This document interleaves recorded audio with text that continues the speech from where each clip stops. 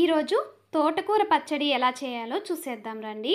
దీనికోసం ముందుగా ఒక ప్యాన్లోకి 1 టేబుల్ స్పూన్ ఆయిల్ వేసి జీలకర్ర, మెంతులు, పచ్చిమిర్చి వేసి పచ్చిమిర్చి బాగా వేగాక కడిగి కట్ చేసి పెట్టుకున్న తోటకూరని కూడా వేసి మూత పెట్టి అప్పుడప్పుడు కలుపుతూ ఇలా మెత్తగా మగ్గించుకున్నాక 4-5 టొమాటోలను ముక్కలుగా కట్ చేసుకొని వేసుకోవాలి.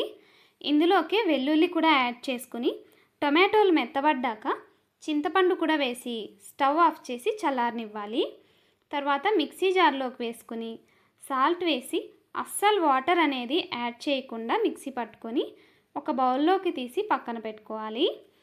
తిరగబాత కోసం ఆయిల్ వేసి ఆవాలు, పచ్చిశనగపప్పు, ఉద్దిపప్పు వేసి ఎర్రగా వేయించుకున్నాక కరివేపాకు, ఎండుమిర్చి, సన్నగా తరిగిన ఎర్రగడ్డలు వేసి వేయించుకుని పచ్చడిలోకి వేసి కలిపేసుకుంటే టేస్టీగా ఉండే తోటకూర పచ్చడి రెడీ అయిపోతుంది. సబ్స్క్రైబ్.